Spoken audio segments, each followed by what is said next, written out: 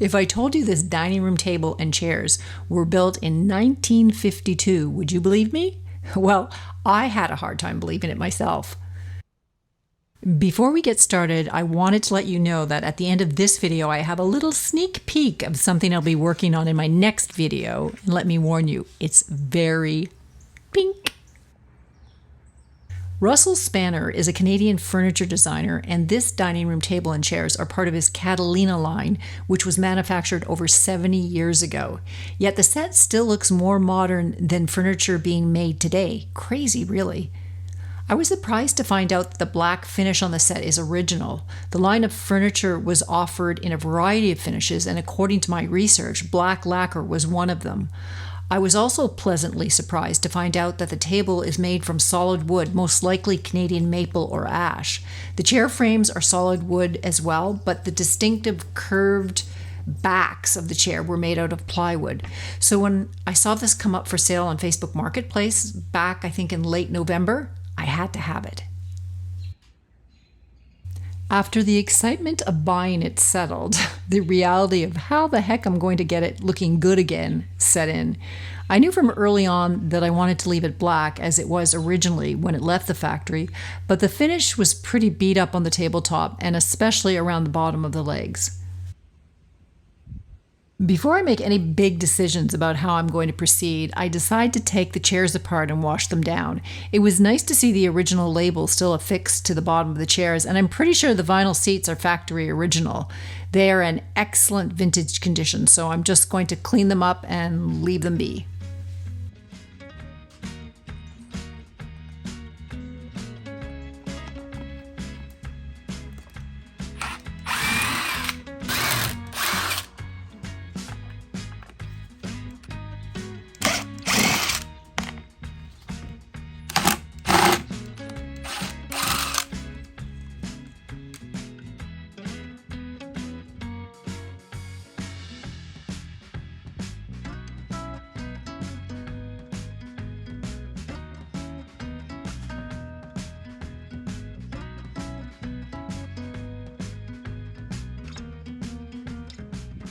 And this is why it's important to remove seats from old chairs. Along the edge here is dried out food residue.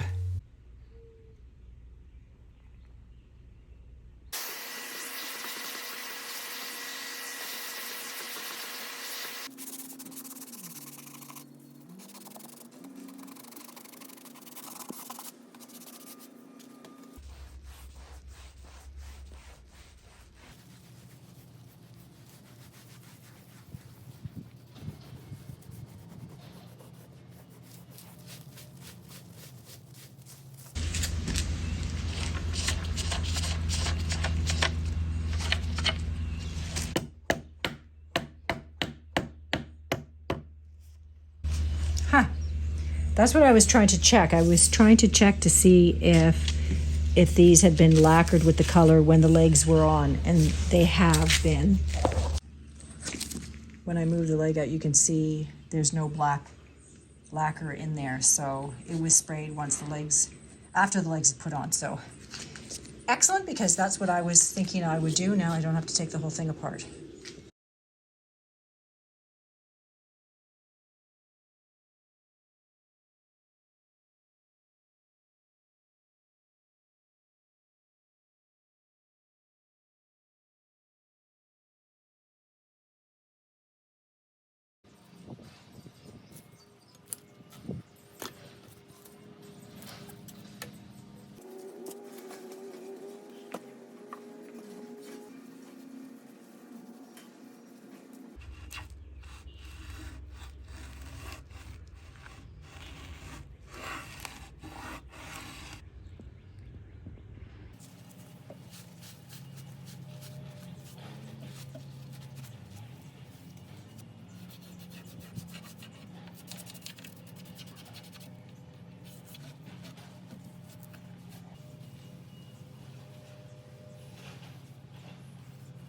A very cool feature of this table is the folding leaf that tucks neatly under the table when not needed.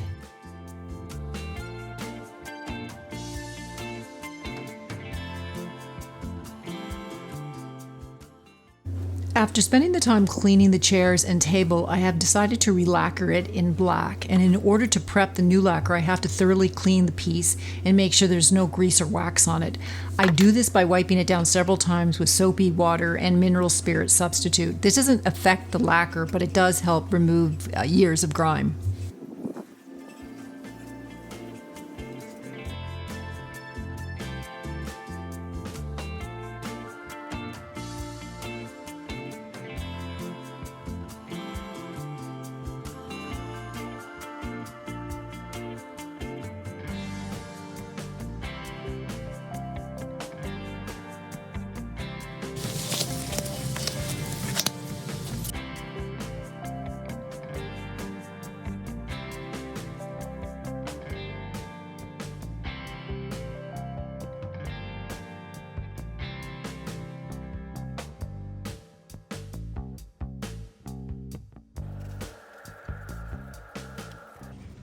Now, the next important step is to sand every surface of the old lacquer.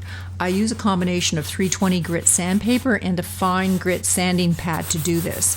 Every shiny lacquer surface should look dull and matte after I finished. After I finished sanding, I was still a bit nervous about the new sort of water-based lacquer going over the old lacquer, so I decided to use a universal sealer, which was a de-wax shellac, to act as a barrier coat. And that way I would have no adhesion problems. It might have been overkill, but I just didn't want to take any chances. Here's a good example of what it looks like when it's all matte and the finish has been sanded, as opposed to this leg, which I haven't touched at all. You can see how black it is. And all this part I haven't touched either.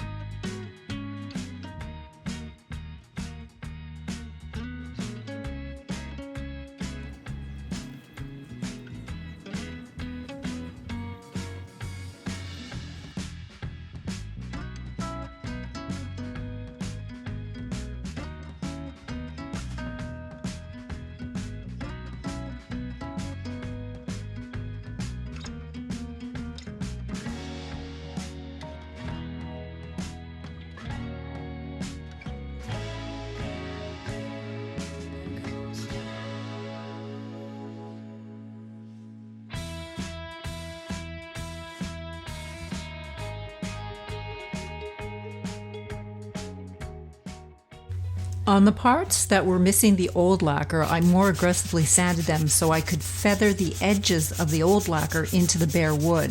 So when I sprayed the new lacquer, you wouldn't see an edge where the old lacquer meets the new.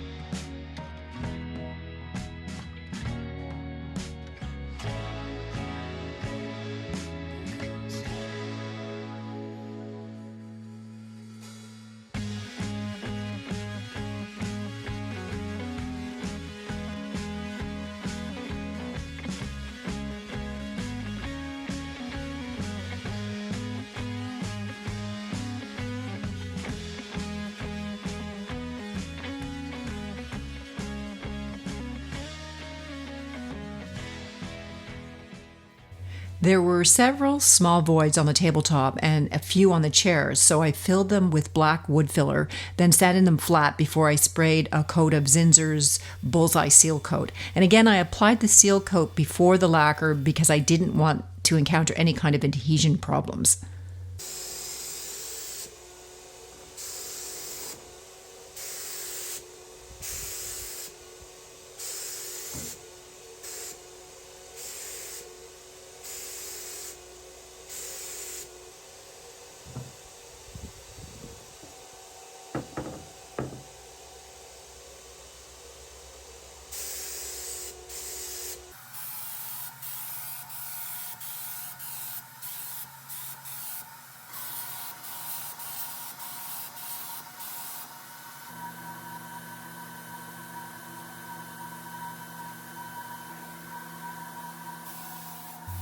I let the seal coat dry overnight, and the next day I spray my first coat of black lacquer on the chairs. If you look closely, you can see the change in color around the bottom of the legs.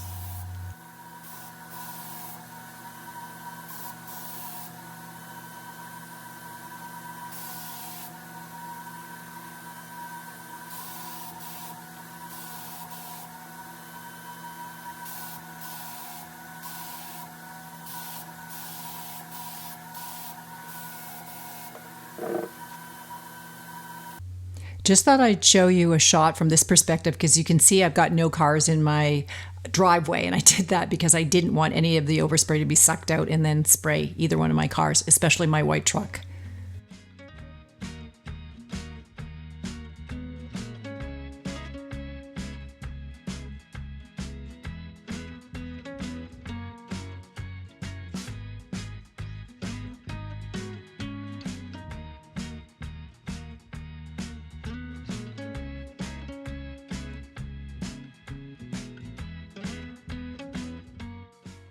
I always test my spray pattern and atomization on a piece of cardboard before I spray on the finished piece. That way I know there's going to be good coverage with no drips, but it will still be wet enough so the lacquer will lay flat and smooth. I like to finish the underside of the table first so I don't have to flip it onto the tabletop again because that just introduces the possibility of damage.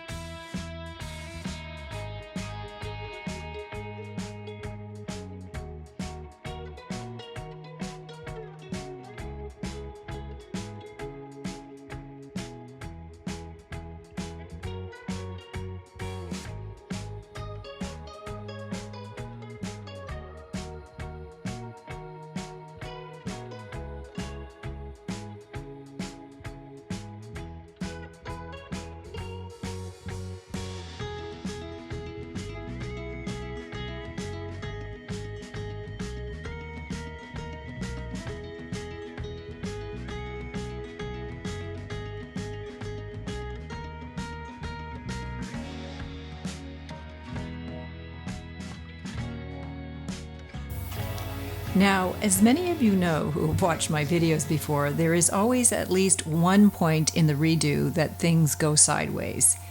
And this is that point. I decided to spray the top later in the afternoon.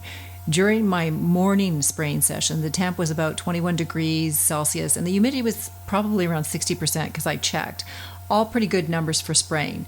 But as the afternoon wore on, the temperature rose and so did the humidity. The combination, I think, of that and probably incorrect atomization settings on my part led to the lacquer giving that classic orange peel look that nobody wants. Hang in there a minute and I'll show you a close-up.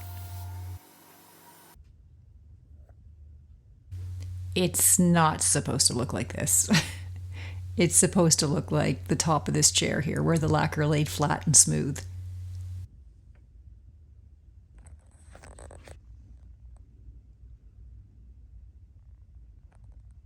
So what I have to do right now to correct it is I have to sand the table down and reapply a lacquer. I'm not going to reapply, I'm going to sand it right now. I'm going to reapply the lacquer tomorrow. It's still too warm out. I'm hoping for a cooler day tomorrow, and I will respray it. Now the chairs, which I had done earlier in the day, they're perfect. They no orange peeling, they look great. Same with the underside of the table and the legs. I had done that earlier in the day and they look great. Just, of course, the most visual part of it, the tabletop, which needs redoing. So, yep, that's what I'm doing.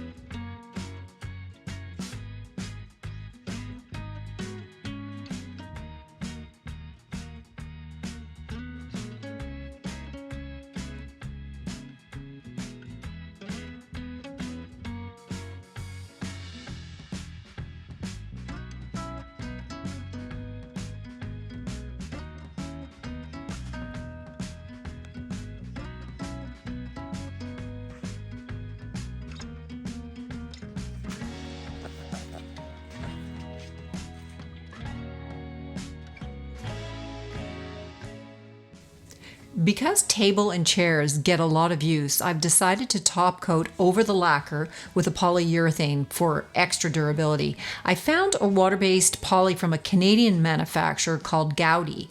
It's a low odor, low VOC poly that dries clear, and it's specially formulated for high traffic areas like wood floors. So I figure if it's good for floors, you know it will give you a good solid protection on top of your table and chairs. I start the process with scuff sanding the chairs. I then make sure I give the poly a really good stir before filling up my spray canister, and this is because I want the ingredients that give you that satin sheen to be mixed up really well. I spray a light coat on all the chairs, and after it dries in about 2 hours, I lightly sand with a Mirka Merlon 1500 grit pad, and then I spray another coat on. A full cure of the product is achieved according to the label after 7 days.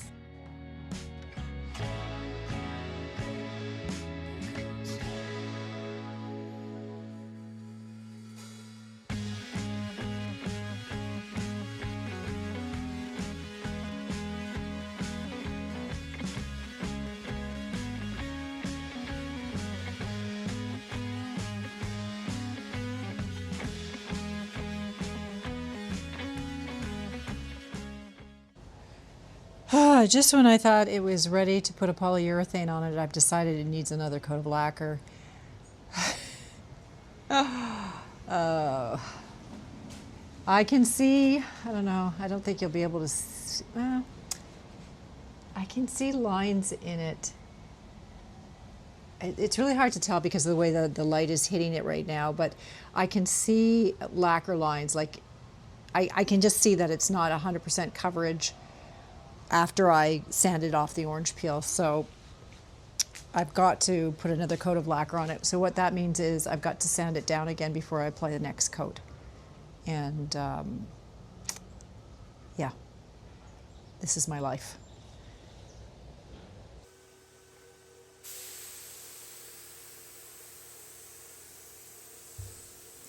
And this is the life of a furniture refinisher on YouTube. I wanted to get the video out by this weekend, but the humid weather and drying times had a different plan in mind. But I will not let it defeat me, so in the reveal, the chairs and the bottom of the table are completely finished, but the tabletop still needs a few coats of polyurethane, which I will do over the next few days. You'll also notice that the table leaf is open and I haven't pushed the table together completely because I don't want the still curing lacquer to get stuck to the sides. That would be a disaster.